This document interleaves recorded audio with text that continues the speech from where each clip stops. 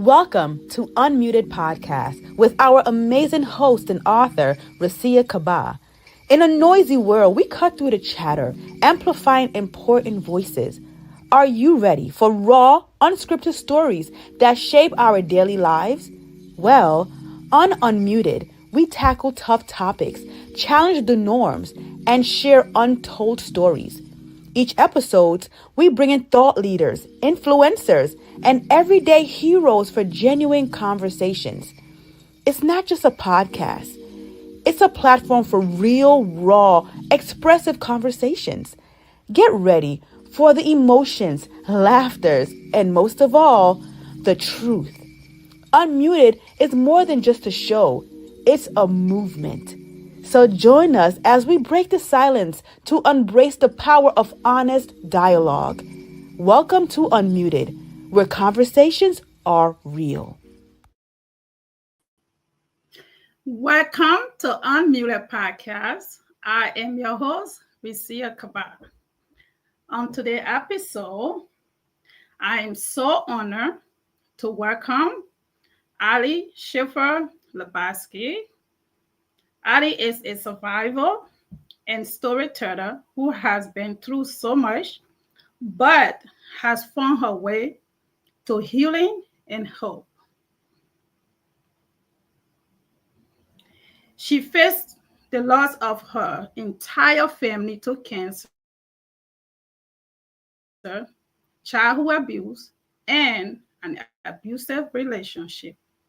Through it all, she has worked hard to break circles of pain, build a loving life with her husband, and raise her amazing 12-year-old son, who she adopted from foster care. Today, Ali will share her story of strength, how she's faced grief, found healing, and created joy in her life after so much pain. Her story is a reminder that no matter what we go through, there will always be hope. Welcome, my friend, Ali Schaeffer. Hi, thank you for having me.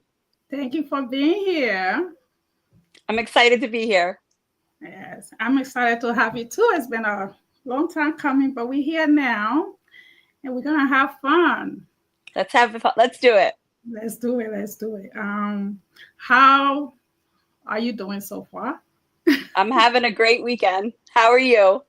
I'm good. I had a birthday this week, so Happy birthday. Thank you, my girls took me out last night. I'm kind of a little tired, but the show must go on. Yes, always. The show must go on. So we're gonna get into it. I know we talk a little bit behind the scene about the struggles of grief, raising your child and the whole of stuff. Some of them I can relate to, and some I would be interested in hearing, the challenges that you have had. And so we're just going to get into it, but I want you to feel free. This is home. Okay. I know we can be nervous. I am nervous in this seat every day. So don't even worry, girl. You build a beautiful platform. You should be very proud. Thank you. I appreciate that. I appreciate that so much. And so this is just a girl chat. We're sharing our stories to help other people. So it don't have to be perfect. That's why I tell people, I'm not sitting here to be perfect. I'm just sitting here to be me. Yes, absolutely. Yes. And so, all right, Ali, we're going to get into it. We're just going to get into it. So, okay. Yeah, you recently lost your mother, which I saw a portion of it on social media. Talking about grief, it touches me because I have experienced my own. So it's a sensitive place to go. I know it brings back memories and stuff. But you also lost your entire family to cancer. I did. My mother, most recently my mother in September, my father when I was 30, my brother 2 years ago, my stepfather in 2012, and my grandfather somewhere, I think 2008. Wow. That's a lot. Yeah, it's a lot. So how have you been able to cope with so much loss? I had a lot of love. I had a lot of love from those people through the years, and just my faith, and I try to maintain a new relationship with them. I mean, I feel like I can feel them. I can feel my mother. She prepared me for, even though I didn't think she did, she really did prepare me to be without her. Hmm. She was very strong, and she overcame a lot of grief herself. Wow. She prepared you to be with her. She did. That's I deep. didn't think so. I didn't think so for a long time. And then I feel like I looked back and I'm like, wow, she was given 3 to 6 months and she made it to 2.5. And I look at her strength, and Mm. that's where I get my strength from. Wow. Even though she was on her dying bed, she was giving you that strength, that encouragement, She did. I have so many videos. I have so many hugs and kisses and I love yous and so many pieces of advice. And I saw that, and I saw some of the video on Facebook, where she was talking when she was still here with us and telling you, what to do. Those encouraging words, instead of you, being the encourager, she was encouraging you. Right to the end. Yeah. And I have 3 years of voicemails saved, so I can go back and listen to all of them. see, I said, mother, like I tell you, you can't stop being a mother. It doesn't matter how old your kids are. You just that mother forever.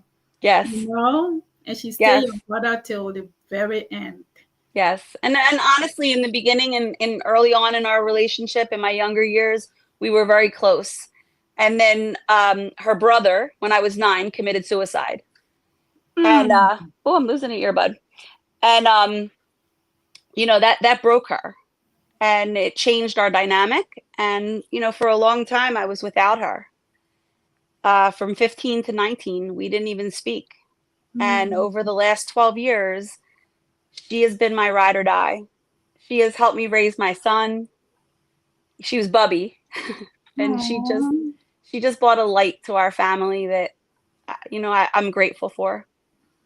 That's great. That's great. You have good memories of her and the rest of the family. So, what has grief taught you about life, and how do you keep the memories of your loved ones alive?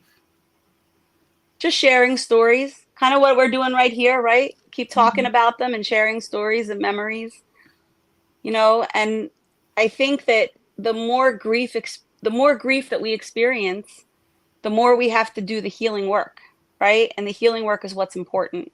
So just continue on that healing journey. When my mom passed away, before she passed away, she actually said, I want you to get another therapist. And I'm like, no, I'm not doing that again. And, I actually did find a therapist, and I am working with her. And I think it's important when you realize that you're depressed and you're not feeling yourself, and you have to get back on track, and you have to do whatever you have to do that. Exactly. Sometimes we just need to talk. Yeah. Talk about just get it out. Talk about it, and if you can find a safe place to do that, like a therapist, because those are professional people. Because sometimes the people close to us we may not find it necessary to be vulnerable with certain people, family member or friends. But when you seek that professional help, that's what they are there for, to Yes. help you through that grief and that struggle. So therapies is good. I know everybody don't believe in it, but I used to be one of those, but I do now. Yeah, you have to. I think that, I'm very blessed. I have a lot of really good friends. I have a best friend who really, stepped in and took care of me. I have people all around me that lifted me up and, I'm going to be there for you. And they really did that. They really were there for me. They talked to me all hours of the night. They let me cry. Just don't have to say nothing. You just sit there listening ear. Yeah. Yeah, my best friend just sat with me till wee hours of the morning. She just sat next to me and we just were there. Yeah. It made grieving easier. It makes it easier, exactly. It makes it easier when you have people around you. So for my experience with my father passing, because I was very young when my mother passed, so I have no connection to my mother. I don't even remember who she was, tell you the truth, which is something I talk about in my book also. But my father, I was able to meet him 2 times before he passed because I did not grow up with my biological mother and father, being that my mother passed at a very young age. Her best friend actually raised me, and she did. Yeah, her best friend raised me because she knew she was gonna die, so she told my family if she was not to make it, to give me to her best friend as her daughter. And so at that young age, 7 years old, I was sent, a whole different city to live with her best friend. So I was taken away from my father, my siblings. I had 3 other siblings, and I'm the youngest. And so I had no connection with my biological sisters and my father for so many years until about I came to this country, and I was in my 30s when I went back home to see my father. So those are the long years from 7 years old, over 20 years. So just to reconnect, just to find that bond again. But God had a different plan. After I did that visit home 2 times, just getting to know them, you know, and my father became ill and he passed. And that really hurt me because I'm like, damn, I just finally got the opportunity to build that relationship, to have that fatherly love and to feel that, to feel that void that I was facing for so many years. But he was gone. But the part about it was when I got the message, for some reason, I could not get emotional. I could not cry. I don't know. It was a lack of connection. It was a lack of memories. I don't know what it was, but I think prior to that, I had lost my mother already, who I'm still grieving because I had no closure. I did not meet her. I don't know her. So that empty spot is still there.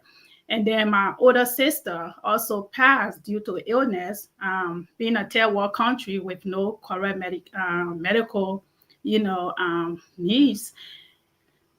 The struggle is real. So she passed. I did not get to meet her. And then I met my brother, and then 2 years later, he passed. So it's like everybody's was passing. And when I thought I had the opportunity to get to know these people, they was taken away from me just like that. I'm So when so my father sorry. passed, I'm like, I was so numb. It's okay. It's okay. Um, It's a lot, though. You have God to has a acknowledge that's a lot. yeah. And so I felt like, damn, but what did I do wrong? Lord, is it gonna be me next time? Like, what happened? Why is everybody just being taken away from me? Not until my father passed, I was like, okay. I remember when I got the news, I just came from work and I sat on the stairs. And I just like, no. And I could not express any emotions. I could not say anything. And then I asked myself, damn, you just heard your father just passed. I tried so hard to cry, I could not cry. Like no emotions. And then I realized, there wasn't anything there for me to grieve over because I had nothing to use. I had nothing of this man, no connection, no memories, no nothing. So I just sat there, and I don't know, because there was so many other deaths before that, it just became a norm for me. I just became Yeah. so numb. It's just like a numb. Grief became just normal thing for me, and so I can see where. When you say, when you lost so many people, you don't get used to it, but you just learn to live without them. You And do? for me, you got to live without them. For me, it was a lot easier, I would say, because I didn't have connection with these people, right? And so I could sleep and wake up like a normal person, but the pain was there. the hurt was there, and I was just suppressing it. Like it's not there, but it's there till today. Because I wake up and I would think, oh my God, I wish I had a brother to talk to. Man, I wish I had a sister-in-law. I wish I had a father. I wish I had my mother to run to. Some days I'm going through something, and I just need a mother. And I know that feeling. And I don't have that. So, yeah. So grief, it's not something you can get over. It's not something you can heal from. You just gotta learn to live your own life, and if you have children, to be strong for them. So I connect with you. I know what it is, and I would say for you it's even harder because you have memories of them, and so it's even harder. But grief is grief. So I hope you can get the help that you need, do the work, because I see you doing the work already. You already know what to do. You have close friends, you have family probably that is there with you. So that's a good thing. So thank you for sharing that part of your life with us. Thank you. My mother actually said to me before she passed away, she said, don't bleed on your son. And I bled all over him. I cried and cried and cried. And not that long ago, maybe a month ago, I said to him, I said, Mommy's really sorry that I shed so many tears in front of you. I shouldn't have subjected you to that. And he's only 12, but he's so smart. And he said, Mom, when you go, when it's your time, I'm going to cry like you did for Bubby because I love you so much the way you loved Bubby. Aww. And he just fills my heart. Wow. The kids are smart. We think they don't catch these things, but they do. Wow. Okay. Whew. All right. All right. Let's move on from that. Okay. Let's move on before we start crying. Let's get to your son. What made you decide to adopt your son, and how has being his mom changed your life? So we got married in 2010.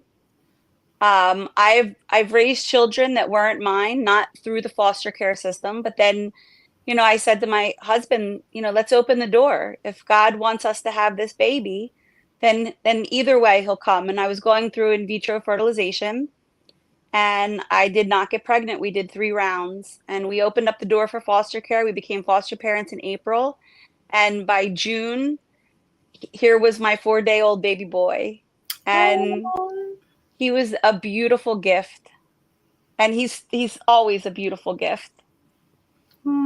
He changed everything. And then after him, my daughter came, and she was around 14 years old, and she's been a blessing, and she's given me 4 grandbabies, beautiful grandbabies.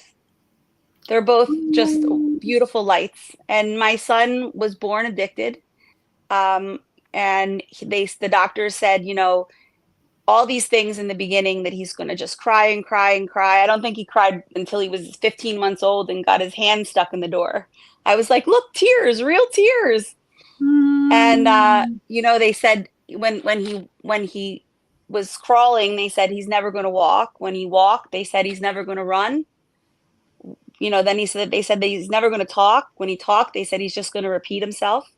And he did do a lot of that. And, somewhere in those years, he just started talking and in complete sentences and had conversation. And I think around 8 or 9, things started to really change. He was diagnosed with autism and ARFID, which is an eating disorder. And, he was, his food was chicken nuggets from McDonald's, Doritos, Pop-Tarts, like one flavor, just very limited palate. And, the last 2 years, my husband has spent a lot of extra time with him. And 2 summers ago, he ate fried chicken for the first time. And now he's eating fried chicken and tacos and burgers and, vegetables. And he's there. He's there. So we're very happy. Oh, he's improving. Yes. Oh, that's good. Wow. That's good. Adoption is great, it's not for everyone because some people like, they want to do it but if you can't, I tell people all the time, it's still you first of all, you are blessing a child. You are giving somebody's an opportunity, and bringing joy into your own life. I see how you talk about him, you smile, and it's just like he brought that extra piece. So Yes. why does it even matter? Why does it even matter? That God do things for a reason, and Yes. you don't know he had you for that child. That's why it didn't work the other way, because he wanted you to to be a blessing to somebody else. So thank you He for was having. meant he was meant to be ours. And Yeah, honestly, he changed my life. He changed my life for the better. So he's just our little blessing.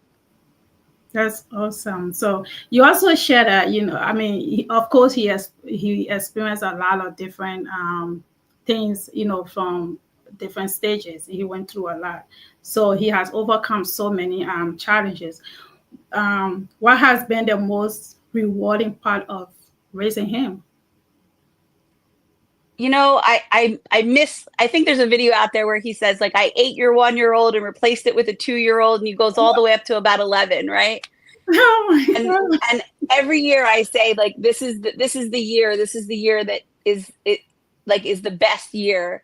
And honestly, 12 has been amazing. I mean, the joy that we experienced this year, even with my mother passing, watching my son, she's sick, he's bringing her things, he's plucking her chin hairs, he's rubbing her feet, I watched them together, and it brought me so much joy. And even the conversations that happened following her passing, he can feel her.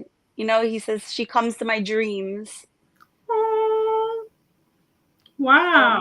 So this year is just, I mean, every year there's something new. And I think that the most rewarding, if I had to say, is when he really started talking in full sentences. Mm-hmm, mm-hmm. And when he really was able to have a conversation with me. And I still hold on to every word, but especially in the beginning when he would say, my shoes are upstairs, in the back room in the corner. And I'm like, he can, like, that's amazing to me. Like, I love it. I hang on to every word. And when he uses big words, I love it. I love it. I want to hear more. I Yeah. can never get tired of him talking. Yeah. I had a girlfriend on my show that has a daughter, autistic daughter, and she said the same exact thing. Everything is a big deal. Everything is a big deal. Yes. The Yes. little things that they do, because those are hopes that has been taken away from the parents. Like, the person may not be able to do this, they may not do that. So every little thing the child does is like a big deal, because it's a great improvement, so I get it. Oh my God, that's exciting. We've always tried to treat him like, the autism doesn't exist. When he was little, we put him in football, wrestling. He's now trying out for basketball.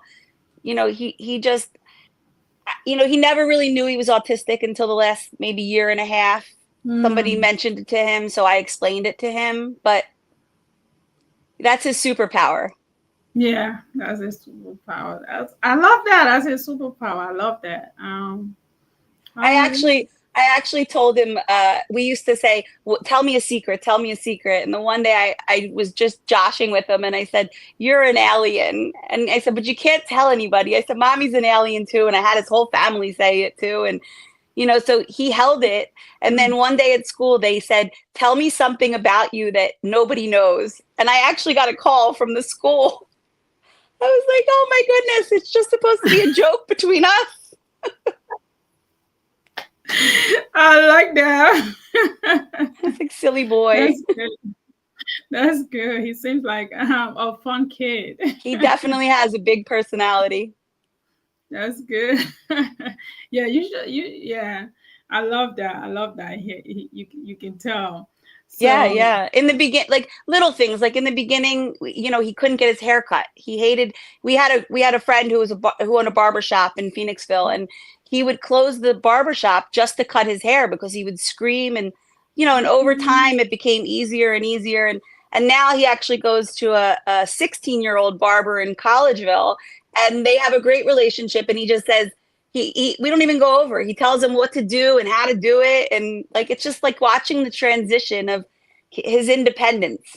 right, right, right. Oh, that's that's oh. For some reason, you just got my heart.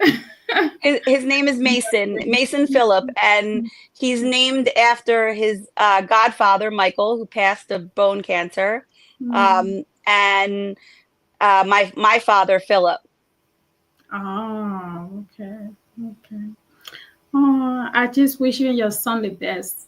I wish Thank you. I wish him the best. His development, and let me know how.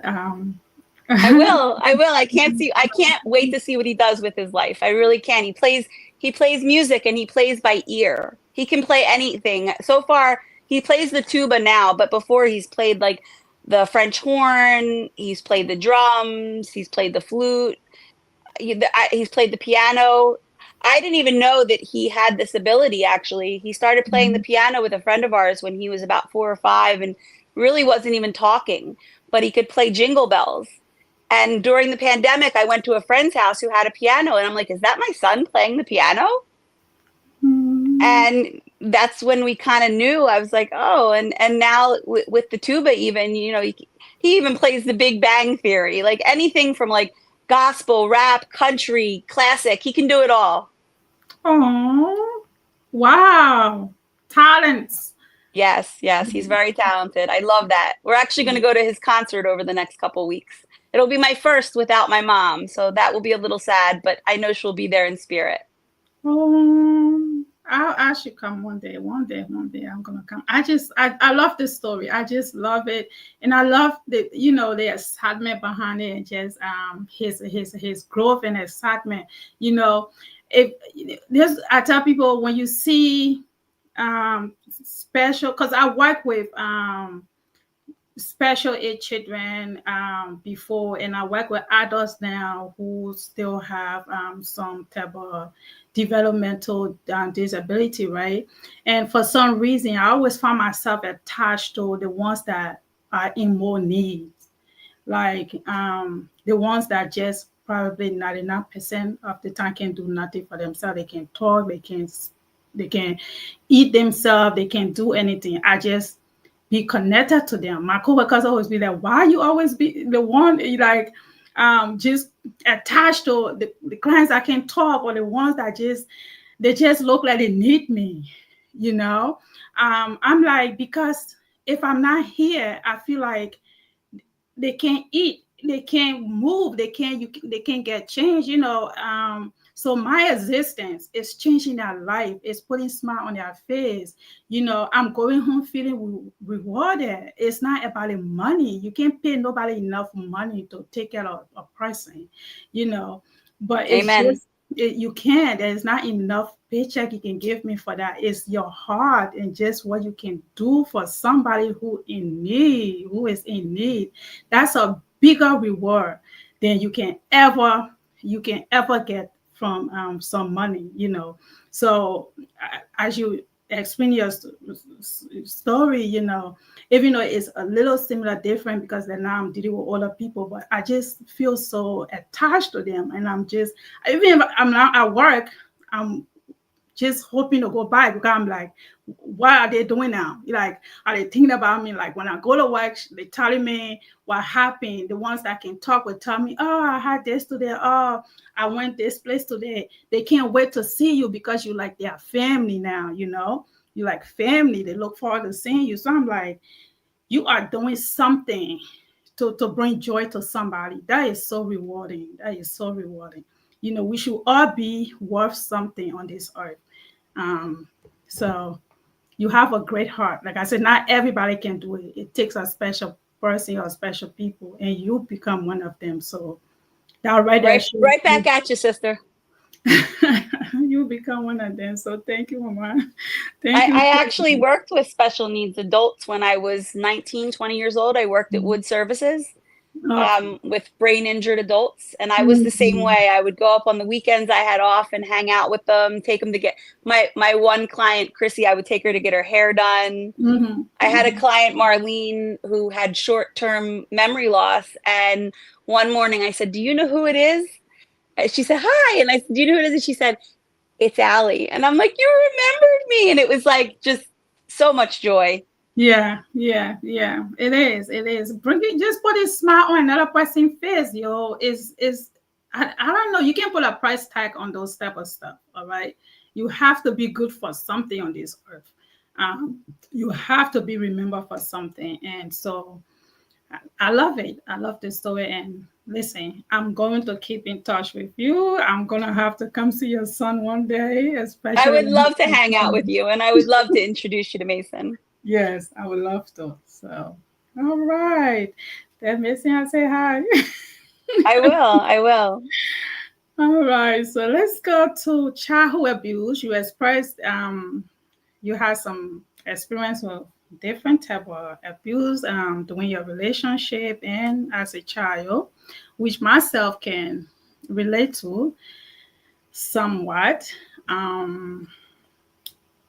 What helped you begin to heal, and how do you take care of yourself now after experiencing child abuse and also doing your past relationships?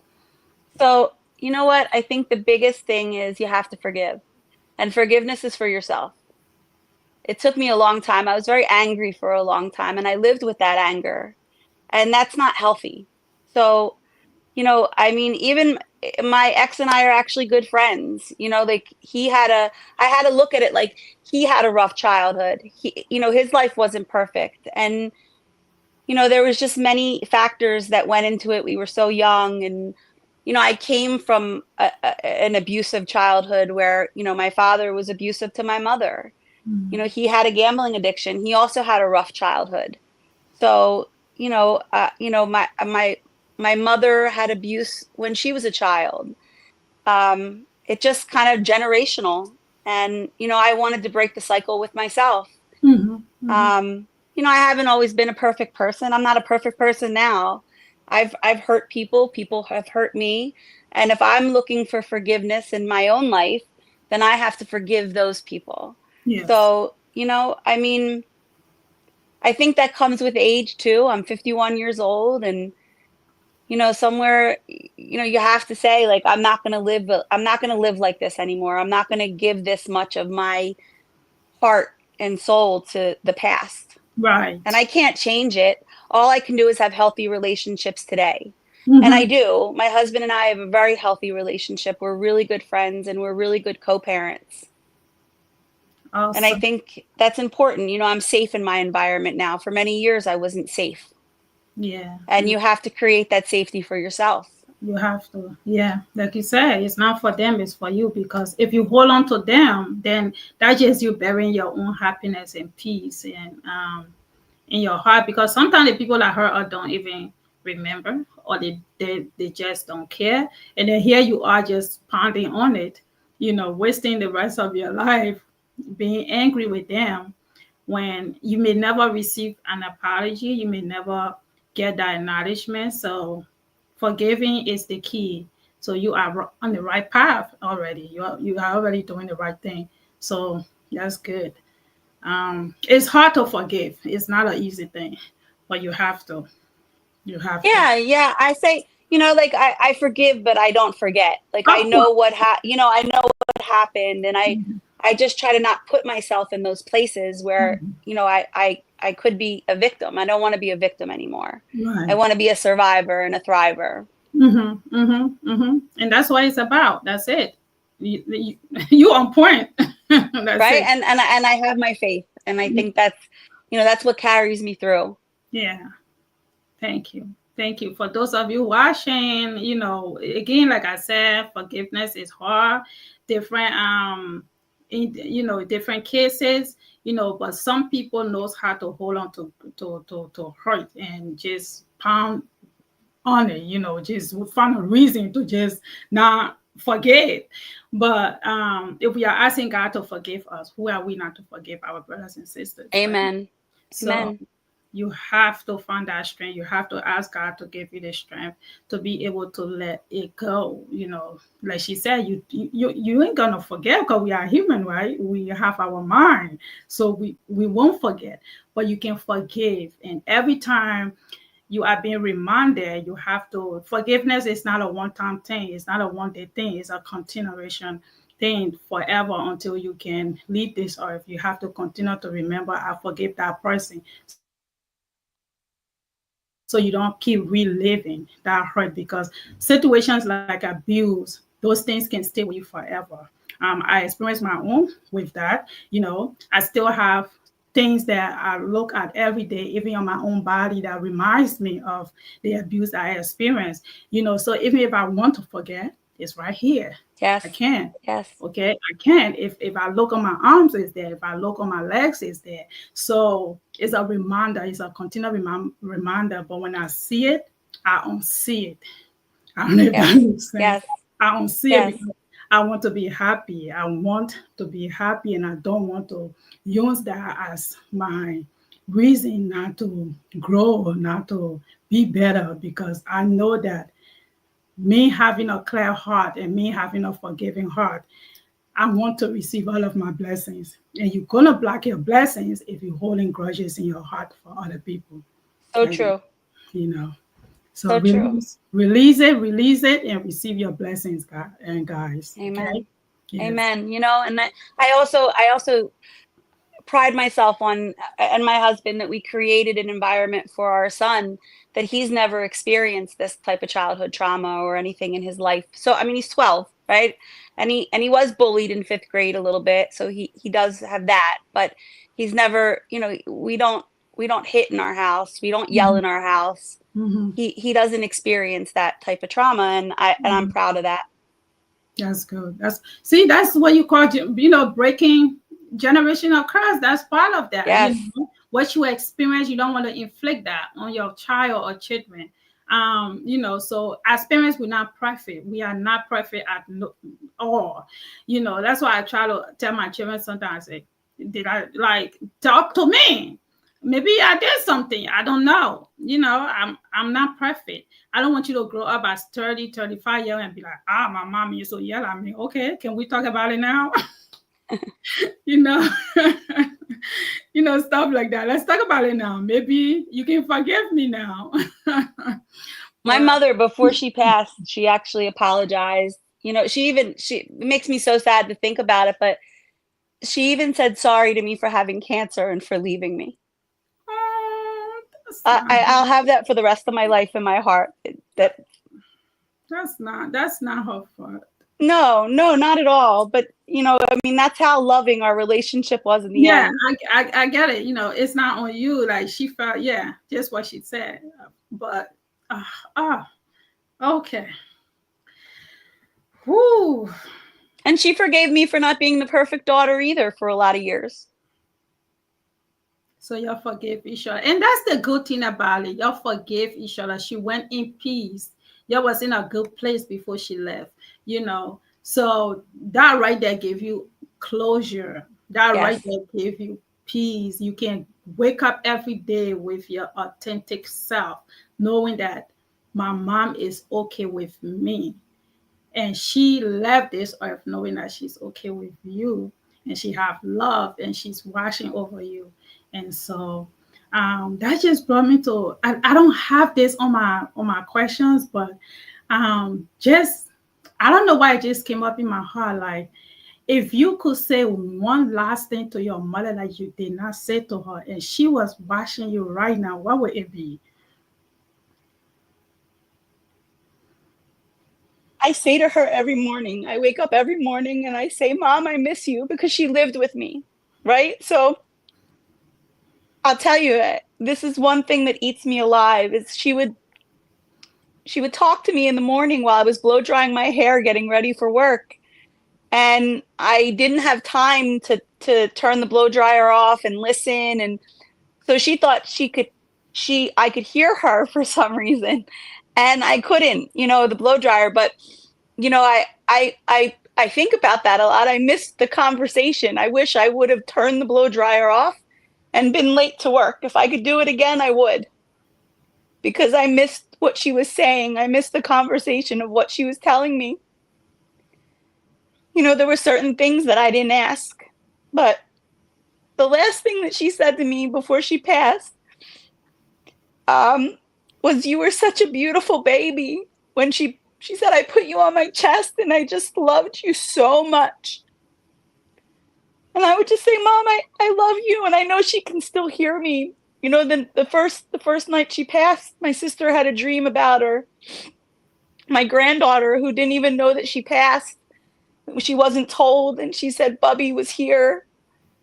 A lot of my friends and family said that they've, had experiences with her, in their dreams, and sometimes I just get goosebumps out of nowhere, and I just feel her, and I know that I will for the rest of my life, because she was my mom.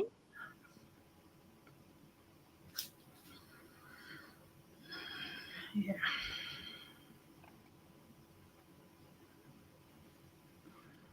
It's raw, it just happened in September 18th. It's raw, but I'm not crying and screaming every day. In the beginning, I sat 3 weeks on my couch. My new couch has a little indent from where I sat and cried for 3 weeks. And, my best friend came and took me out a couple times, and I don't know, I got back to work, and I got back into the swing of things, and I don't cry as much. And that's an indicator that part of me is healing. Time heals. Time heals. So you have to give yourself grace. You have to give yourself time, and don't feel like, when you feel like you want to cry. Yes. Don't hold it in. Sometimes I just ugly cry. Yeah. When you feel it, you could be driving, you got to pull over, cry. I have learned that crying is good. It's good for the soul. It's good, because holding it in only damages us at the end. It's a good cry because you are letting it out. If you need to talk to her, do that. I kept her phone on. And I still call her phone daily. And in the beginning, it was screaming and crying, and I was angry. I was angry at God. I was angry at her for leaving me, in a way. So a lot of those early, were screaming messages. And now it was just like, "Hey, Mom, it's Black Friday. We would have been shopping," or, it's different now. I just kind of talk, and it makes me feel better. And like I said, with time, it will get better. But and I understood that, bringing this issue up tonight was going to be emotional, because I know it just happened a couple months ago. So I knew it would be emotional, but that's what this is about, because this is also part of your healing process. Yes. It is part of the healing process, and that is my goal on here. Whatever can help this situation, that's what it's about. That's why I say, feel free, be yourself. This is home, and for someone who has experienced those things, I'm here. I'm trying to hold back my tears. I'm trying. I'm very, very much trying, because when I think about it, it's heavy. It's heavy. when I think about it, I just wish I had memories of my mother that I can hold on to. Well, you just made a new friend who will mother you in any way you'd like, and hug you and hold you in any way you'd like. Thank you. Thank you. And you got to think, your parents created you and you're amazing. So you are them. When they passed, their heart went inside of you. And even though you didn't have that relationship with them, you're a product of them. And be proud of that, because I'm sure they are.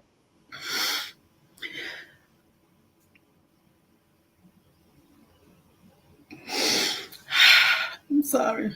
You're brave. You're brave. You put your story out there. You put other people's stories out there. You're brave. I'm sorry. I'm sorry. You're fine. You're fine. I'm grateful. I'm humbled to be here. Oh my God. Thank you so much, Prince, for watching. Yeah, it is very emotional tonight. For sharing the experience and be strong. Yeah, that's all we can do. Oh my God. I didn't know. Yeah. All right, let me move on from this. Again, I said stay strong and keep doing what you're doing and keep me in your prayers. I'll keep you in mind. Thank you. Thank you so much. You're welcome. Ooh. All right. For people who are going through some abusive relationships or just any type of abusive situation, what will you say to someone who feels trapped in an abusive relationship and doesn't know how to leave? It's tough because, you know, when you're in that and you're going through that, you're embarrassed, you feel shame, you feel like it's your fault a lot of the times, and it's not, you know? And, Mhm. you know, I mean, a lot of times your abuser isolates you and makes you feel like the people around you don't care about you or love you. Um, you know, that's not true. We're Mhm. telling ourselves these things that just aren't true. We're worthy. You know, if you're going through this and you're watching me right now, you are worthy. And there are organizations and there are people out there. You know, I can't help the world. I can only, you know, affect the change that's around me. But if you're in this situation and you need somebody to talk to, please feel free to reach out. I will do my best to guide you and help you. I don't want anybody in this situation. That's good. That's cool, guys. You said it right.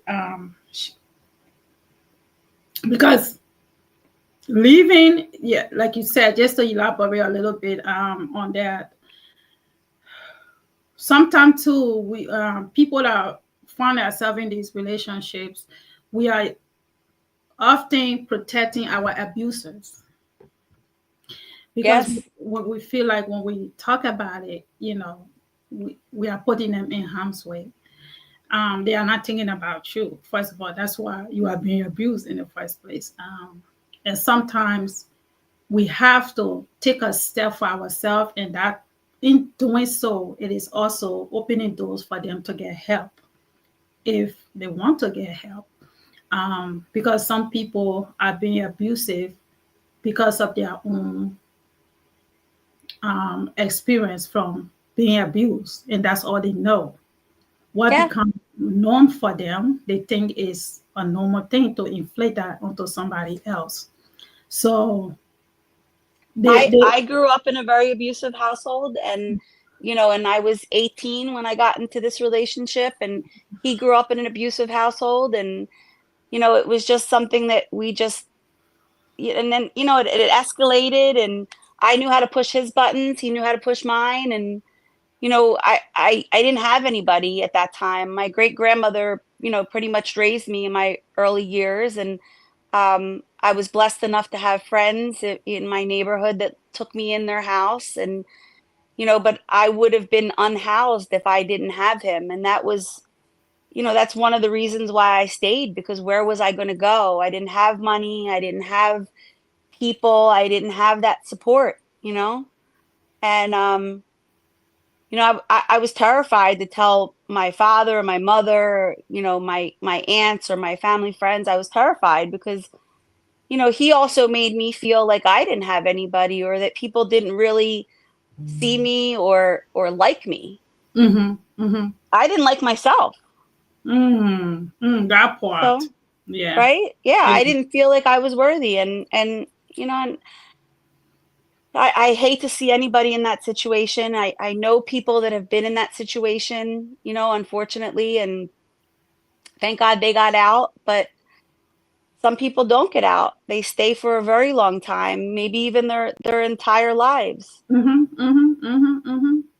some people don't make it out alive. You know, No? not everyone can tell their story. So, if you need help, find a way. I'm sure you have a minute or two to yourself. Find a way. If you have to escape, I tell people, if you have to escape with no clothes on your back, do so. You will always get clothes. You will always, but your life is important. You know, there is nothing better than having your free will, having your freedom, waking up to to to life, and not being fearful of anything, not looking over your shoulder, not feeling like you live in a prison, or there's I mean, life is great. Life is great. So don't put anybody before you. Amen. You can't. You know, I mean, I was 30 when I left that relationship for the last time. And I actually left in the middle of the night. I took my dog, a few of my belongings. I had an apartment set up. I basically said that I was going to go live with my aunt and uncle because I didn't want to cause more, you know, more of a issue for myself. I didn't tell them where I was living at the time. I had an apartment in Horsham, PA, and you know, and even still, I kept going back and putting myself back in the situation with the same person, and even had that person live in the house that I had purchased for a little while, and you know, there was some more abuse that went on, and more verbal than physical, but you know, and then finally one day, my mom actually came to my house, and you know, she said enough. We had enough, and that was the end of it. And it took me a long time. You know, I tried to even stay in his life well past, you know, me ending that relationship. I felt like I had to hang on. We were together for so long. We had so many memories of each other. Not only the bad times, we had good times, we had great times. You know, and you know, I not only hurt myself, but I hurt him in the end, because you know, he had a new relationship, and I ended up hurting her, or we ended up hurting her, because there was still love there. Or even if it wasn't love, it was just, I'm used to this person. You know, they became like family, like almost. And I still think of him almost like a brother, because you know, I had his parents, and they were, you know, amazing people and loving to me, and he knew my father very well, and my grandmother and grandfather, and a lot of memories. Yeah, a lot of memories, and sometimes those are the things that make people stay. Because some people, that's all they know.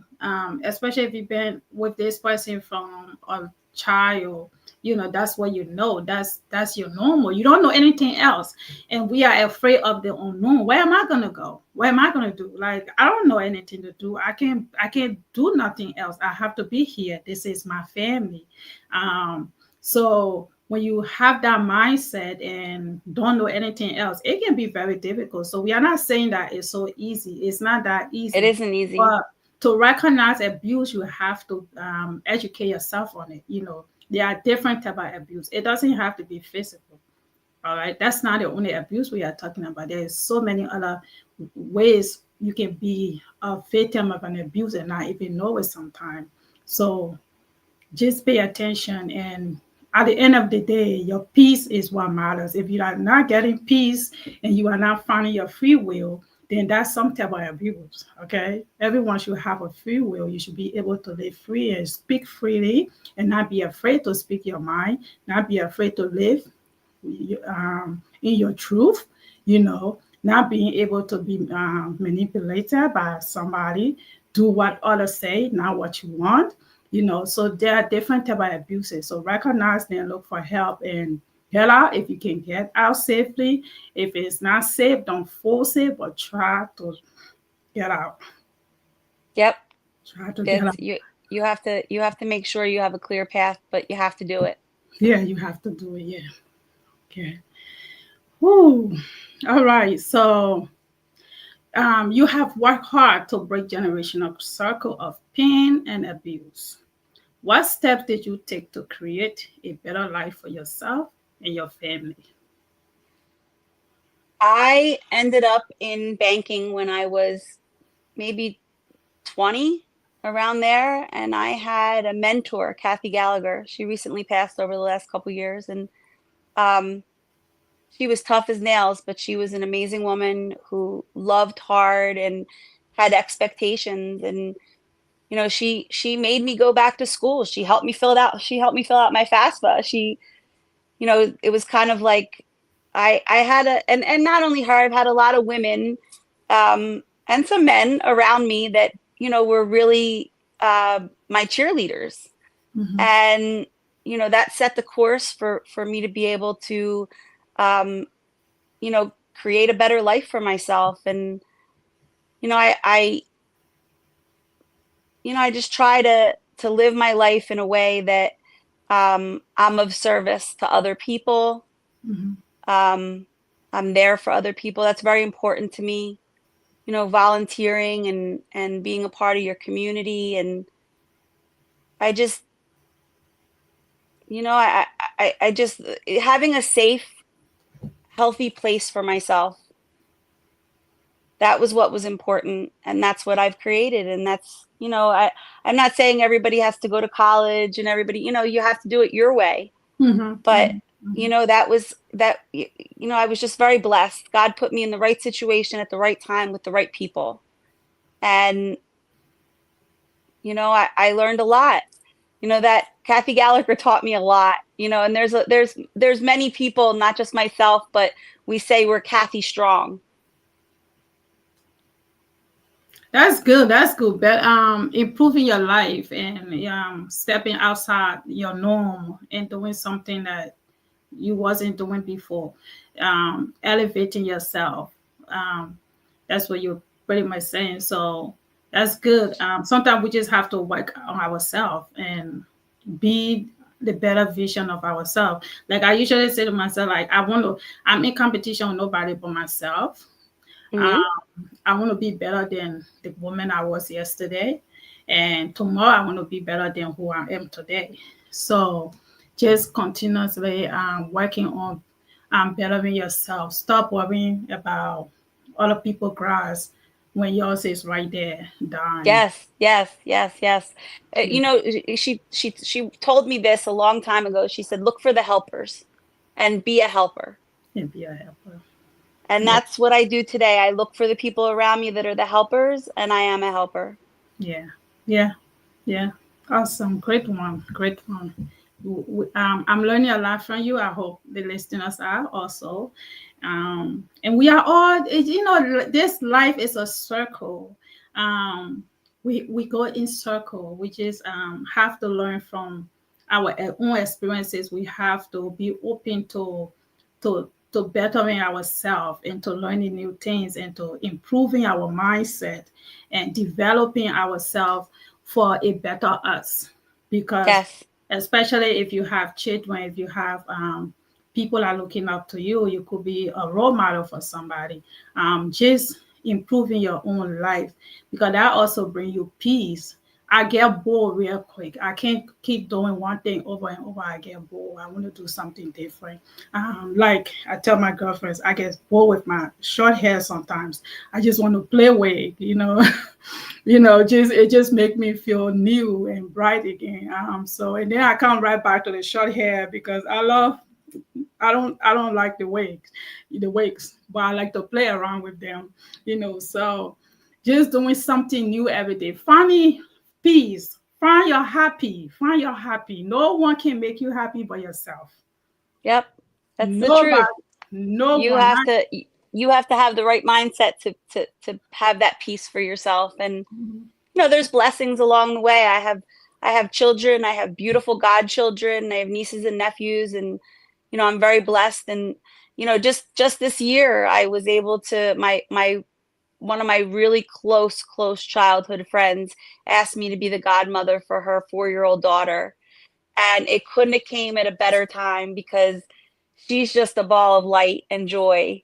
And my son's at that 12-year-old age where he's like, I don't want to cuddle anymore. And I'm like, but my love language is touch. So she just sits with me and she just hugs on me. And, she's just, and even watching them together just brings me a lot of joy. So I just think those things in your life that bring you joy, stick with that. Mm-hmm. Stick with that. That's all we have, man. If you're gonna live this life miserable, you're gonna live miserable.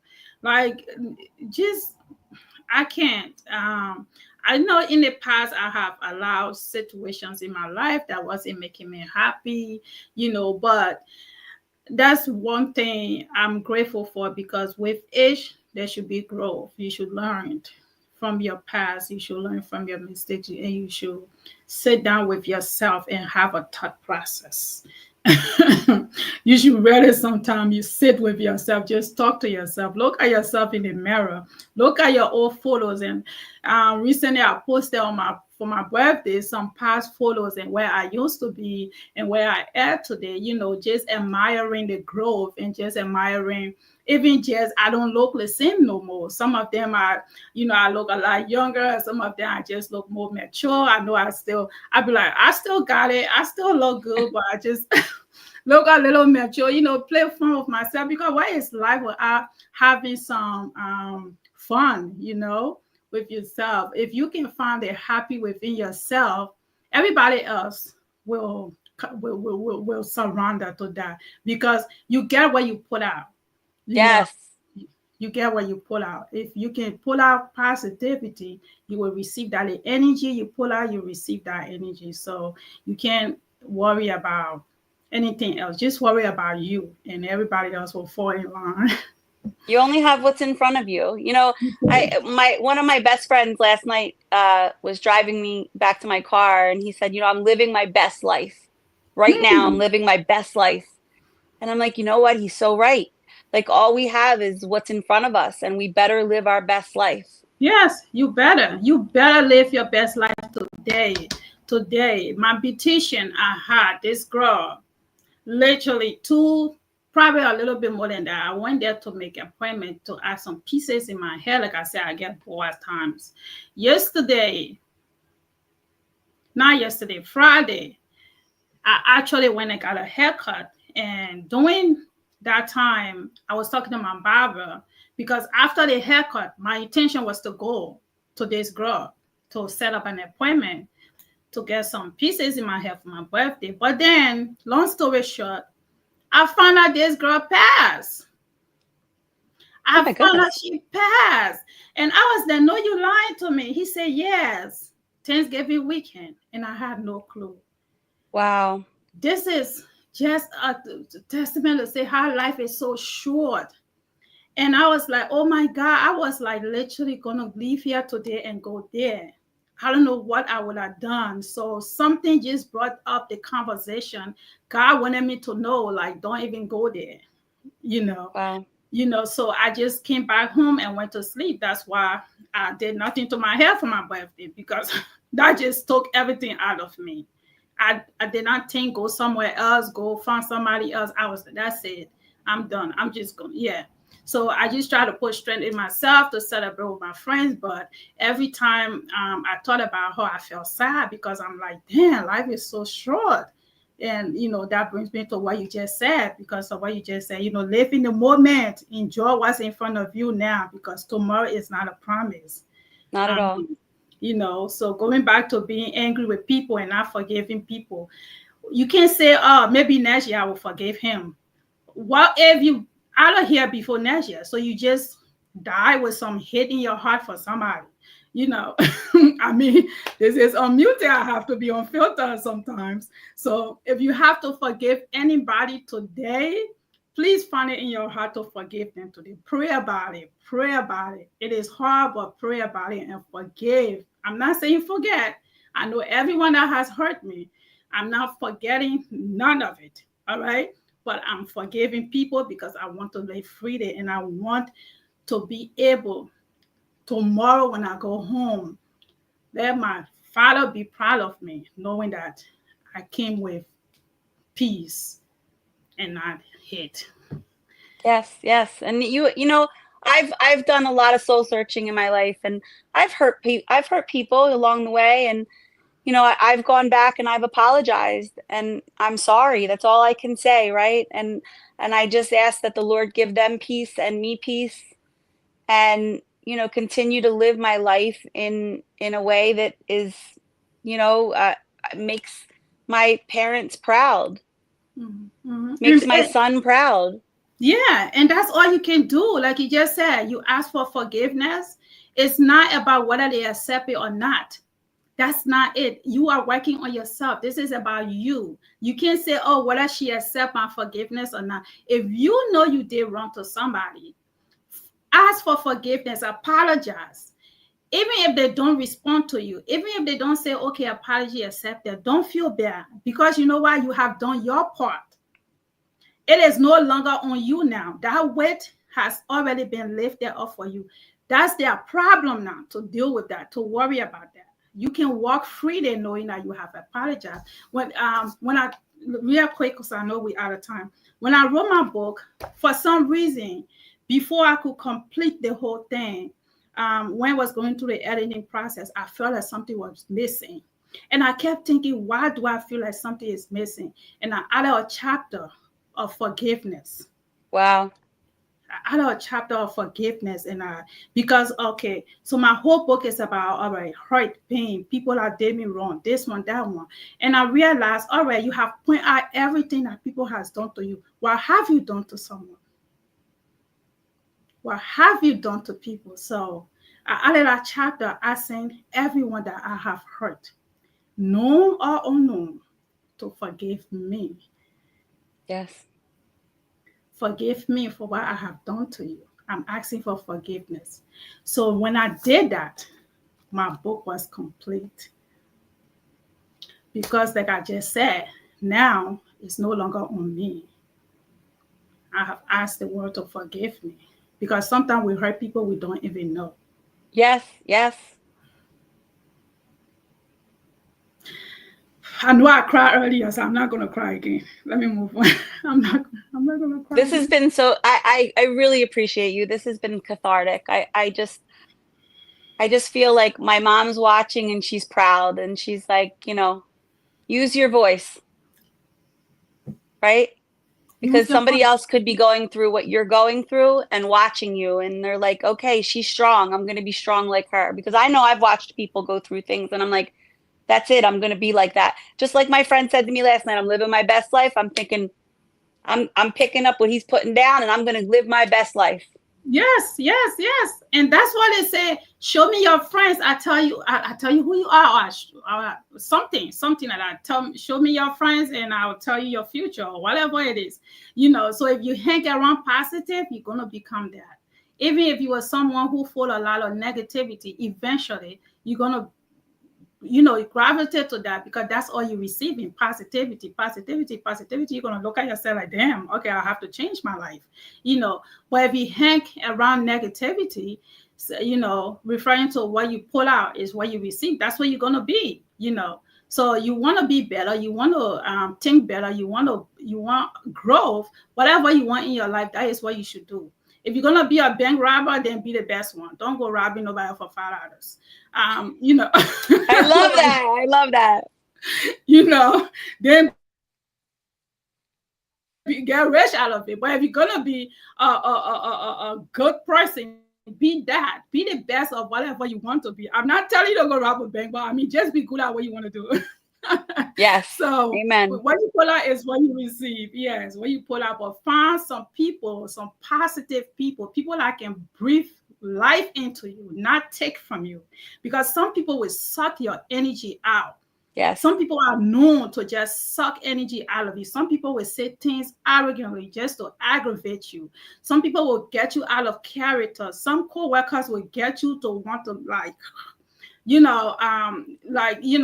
Like there's so many things out there. People will aggravate you, but you have to find self-control, and you have to always remind yourself, this is me. Let me take a deep breath. Let me be a better person. Because if that person gave you negativity, based on your response, they might learn something from you, because they was expecting you to be negative, and you did the whole opposite. So now that alone, that one action can help that person to change their whole situation around. So you see, you can't worry about changing people, worry about yourself. Your lifestyle may just be an influence for somebody else's to change theirs. So pay attention to how you move around people, what you say around people, how you do things, because those things can help people. They may not be telling you, but they are watching you. Like she said, what her friend said, it left for her. She's saying it here because that's something that stays with her, and she is now trying to live by that too. And me too. She said it. I receive it. I'm living in my moment. All right. So you see, that's how it is. Whatever we put out there, that's what we're gonna receive. So thank you so much. This is very good. Oh my God, I'm enjoying this tonight. We are learning a lot. We are crying and learning and emotional, everything. So, all right, let me get through this real quick. Okay, I know you have probably been able to share your story, especially with counseling and all that stuff. So, sharing your story, how has sharing your story helped you heal, and what do you hope others learn from healing, from hearing your story? I mean, I'm very open. I share my story a lot. I've been through a lot of things in my life, and I've overcome a lot of challenges. At one point in my life, I was 300 pounds, very much a food addict. I just, in being open and sharing my story in different settings and with different people, I just hope that they look at me and they say, okay, she's been there. She's been through a lot, and she's overcome it, and she smiles and gets up and, goes to work every day, and, spends time with my family and do the things that we love. And, I just hope that people are inspired and want to continue on with life. Life isn't easy, I mean, I've been in situations where I didn't want to be here anymore, and that's at that point, that's when you reach out for help and you start telling people and having a reason to stay here. And my son and my children are my reason. My husband is my reason. I'm my reason. And I just hope people can look at me and feel that way. Okay, that's good. That's good. And that's what the whole show is about, that we share our stories so that people can be inspired, knowing, okay, she went through it, she's going through it, she can be sitting here, I can do it. So someone who's thinking about taking her life away because they are going through a lot of emotions, or they are lost a lot of, because you never know, okay, where the video is going to go. You never know who's going to come in touch with it. And just by what you said could save a person's life. And so that's the whole important part. Being vulnerable to share your story is no longer about you now. It is about what you are doing to help the world, what you are living here in this world. So that's what it's about. So thank you so much, Ari, for being here today. We have covered everything that I had to ask you, and through all our mixed feelings and all of those things. I might leave here and go cry some more. I'm going to try not to, but you really got me there tonight, talking with my mother. So it was a great show, and I love and appreciate how open you were sharing your story. And if you can say one last thing before leaving, what would that be? Oh, it was my privilege to be here. And I just would encourage people to share your story. Get it out. Talk about it. You know, you can't keep it in. Mm-hmm. Just be authentic and just, you know, live your best life. Live your best life. What a good way to end this show. Live your best life. Thank you so much, my friend. Thank you so much. This has been a privilege and an honor. Me too. Me too. And I will talk to you soon. God bless. God bless you. Say hi to Missing. I will. I will. Good night. All right. Good night. Okay.